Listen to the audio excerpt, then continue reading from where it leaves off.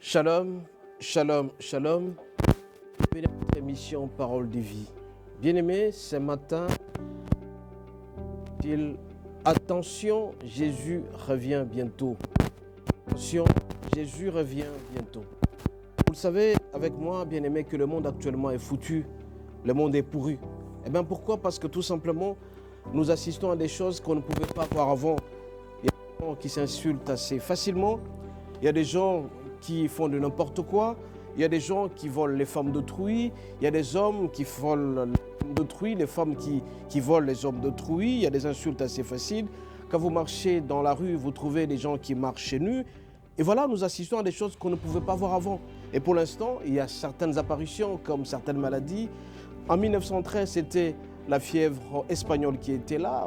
Pour vous avancer, vous avez la peste et aujourd'hui, vous avez la Covid qui est en train de servir sérieusement. Et autour de nous, bien aimé, il y a un débordement assez sérieux de la débauche. Il y a la convoitise des yeux, il y a l'impudicité qui bat son plein, il y a aussi la fornication, l'ivrognerie et tout autour de nous, bien aimé, le monde est pourri complètement. Et si donc, bien aimé, le Seigneur nous demande à ce que nous ne puissions pas nous laisser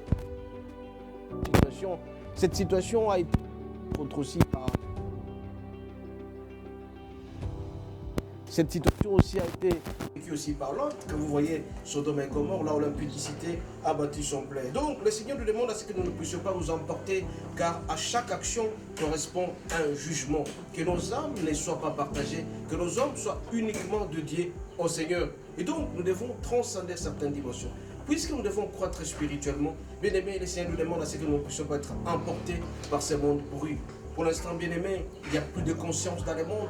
Les gens s'insultent assez facilement. Il y a des lois qui sont prises dans certains parlements tout en faisant fi au principe universel. Il y a des gens qui commencent entre eux, les hommes se marient, les femmes se marient. Et voilà un peu la situation que nous traversons. Bref, la situation est très dangereuse. Le Seigneur nous demande à ce que sa volonté puisse triompher sur ce que nous sommes en train de faire. Raison pour laquelle nous devons faire attention, bien-aimés, car Jésus revient bientôt. Si vous vous laissez emporter dans cette ambiance, vous vous laissez aller dans cette ambiance, vous serez surpris un jour, car on ne sait nulle heure, ni le jour où le Fils de l'homme viendra. À chaque action que l'homme aura pesée, ou à chaque action que l'homme aura posée, bien aimé, il y a une conséquence néfaste. On sera jugé sérieusement par la manière dont nous nous comportons. Raison pour laquelle, bien aimé, nous allons prendre Ecclésiaste 12, du 15e au 16e verset. Il est dit ceci, nous lisons au nom de Jésus. Écoutons la fin du discours. Crains Dieu et observe ses commandements.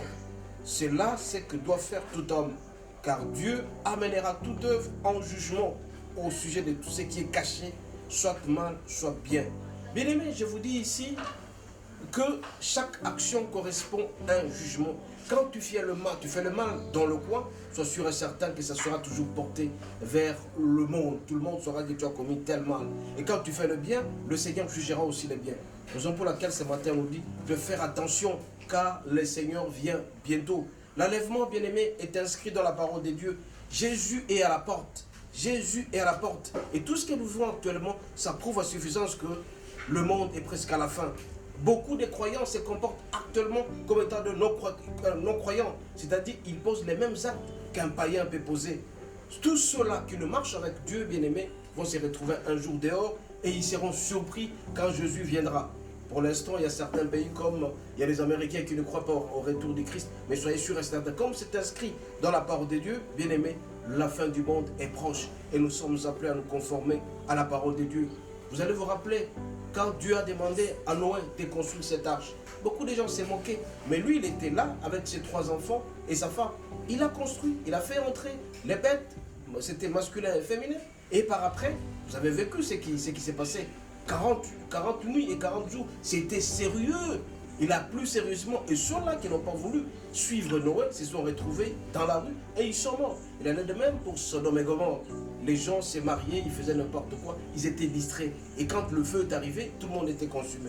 Nous aussi, bien-aimés, à ce moment-ci, le Seigneur nous demande à ce que nous puissions marcher dans la droiture. Regardez Noé, il était juste, il était sincère, il était intègre. Il marchait selon la volonté de Dieu. Mais pour l'instant, la plupart des gens commencent à considérer Dieu comme étant secondaire dans ce qu'ils font, au lieu de mettre Dieu comme principal. Bien aimé, si vous mettez Dieu dans votre poche, vous serez surpris un jour que ça sera la fin, parce que quand on meurt, on n'est pas signalé. on peut partir à tout moment. Alors, bien aimé, notre nouvelle arche, c'est l'arche avec présence de Jésus. Car Jésus viendra nous chercher. Et si Jésus vient te chercher, c'est que tu lui appartiens. Tu dois marcher dans l'intégrité. Il faut marcher avec lui. Il faut se préparer comme Noé. Bien aimé, être juste, c'est fuir le péché. Être sincère, c'est fuir, se respecter les commandements. Car il est dit ici dans Ecclésiaste 12, verset 18, car Dieu amènera toute œuvre en jugement au sujet de tout ce qui est caché. Tout ce que tu fais dans le coucou, comme on dit chez nous, tout ce que tu fais dans la cachette, ça sera mis à nu. Et tu dois faire attention. Toi qui ne fais que commettre la fornication, toi qui ne fais que naviguer dans les réseaux sociaux avec toutes les mauvaises images, tu dois faire attention car tout sera porté au grand jour. Bien aimé, on ne peut pas marcher sans Dieu. Nous sommes obligés de marcher avec Dieu. C'est quand tu marches avec Dieu que tu seras sincère. Alors, on ne peut marcher avec quelqu'un si on n'a pas l'intimité. Donc, nous devons garder l'intimité avec Dieu. Nous devons nous mettre d'accord avec Dieu. Nous devons discuter régulièrement avec Dieu. Et cela, c'est à travers le Saint-Esprit. Le Saint-Esprit, c'est vrai qu'il va te présenter tes besoins et il va te présenter l'intimité avec Dieu. Tu dois dialoguer avec Dieu de cœur à cœur. Quand tu parles avec Dieu de cœur à cœur, tu verras que tout changera dans ta vie et tu seras un homme comblé de joie et de grâce. Bien aimé, pour l'instant, nous devons savoir que le monde est corrompu. Le monde est foutu complètement, c'est plein de violence, c'est comme les Sodome et Gomorrhe. Si tu te laisses emporter, finalement toi-même tu seras pétri et moulu et tu vas regretter un jour. Dieu nous invite donc, bien aimés, à nous convertir, à aller vers la repentance. Quand tu as la repentance, tu seras heureux. Parce que quand Jésus viendra avec une épée de jugement. Qu'est-ce que tu as fait comme bêtise? Qu'est-ce que tu as fait comme bien? Il y a actuellement, bien aimé, les fléaux qui sont en train de frapper. Sérieusement, il y a la haine. Il y a des gens qui ne s'aiment pas. Il y a des gens qui sont haineux. Ils sont méchants. Ils ne s'aiment pas. Et pourtant, la parole de Dieu déclare que nous devons nous aimer les uns les autres. Quand tu n'aimes pas ton prochain, mon bien aimé, tu es très dangereux plus que la peste. Quand tu développes l'antipathie envers ton ami, tu es très méchant. Quand tu ne sais pas... Parce qu'aimer quelqu'un, c'est pour faire en sorte que l'autre ne soit pas blessé. Parce qu'actuellement, bien aimé, nous sommes en train de traverser la haine, la violence, l'amour excessif d'argent, l'amour excessif de sexe, l'amour excessif de tout. Les gens commencent à mettre Dieu en seconde position. Ils adorent l'argent, ils adorent le sexe, ils adorent tout ce qu'ils veulent. Et ils mettent Dieu en seconde position. On commence à mettre plus ce qui est idolâtrie avant tout. Et pourtant, ça c'est un péché très grave. Et à ce moment-là, on sera frappé parce que le monde est complètement foutu. Bien aimé, il faut faire attention. Jésus revient bientôt. On ne sait nulle heure, d'où le jour il viendra. Bien aimé, les gens passent tout leur temps à vivre, à exister, à savourer, à se marier, à danser, à jouer avec l'argent. Parce que tout simplement, ils disent, vivons et mangeons, quand on ne sait nulle heure, tous les jours. Bien aimé, chacun a sa propre voie. Raison pour laquelle ce matin, bien aimé, évitons d'être aveuglés. Nous devons voir tout simplement la gloire de Dieu. Dieu est avec nous. Dieu veut à ce que nous puissions garder son intimité avec nous. Nous devons le prier sérieusement. Nous devons l'aimer. Nous devons marcher avec lui. Dieu doit être notre priorité. Je te pose la question à cet instant. Quelle est ta priorité? Est-ce que c'est ton épouse? Est-ce que c'est ton enfant? Est-ce que c'est ton argent? D'abord Dieu et le reste après.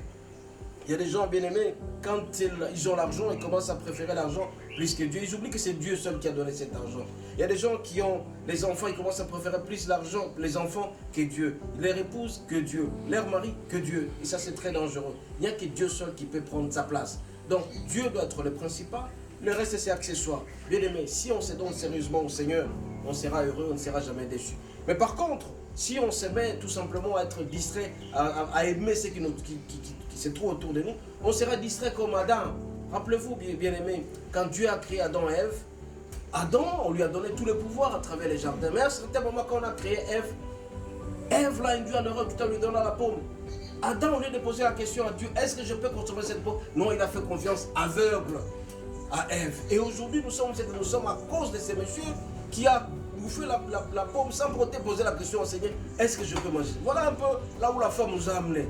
On ne dit pas que les femmes sont mauvaises, mais à ce moment-là, elles ont commis des grès de gars. Sinon, on pouvait pas connaître des difficultés actuellement. Parce que tout simplement, Adam aimait Ève, il a aimé Ève à l'excès, sans pourtant poser la question à Dieu, est-ce que je peux consommer ça? Non, Adam était distrait parce qu'il aimait tellement cette femme. Il prend la pomme, il bouffe. Et aujourd'hui, on a la souffrance. La mort est entrée. Parce que tout simplement, Adam a commencé à aimer Ève à l'excès. Bien-aimés, faisons attention d'aimer quelque chose à l'excès plus que Dieu. C'est Dieu seul qui doit être principal. C'est Dieu que nous devons mettre au centre de tout. À ce moment-là, on ne sera pas distrait. Bien-aimés, le Seigneur est tellement merveilleux. Ne serons pas distraits comme Adam. Il était distrait tout simplement. On lui a donné la pomme.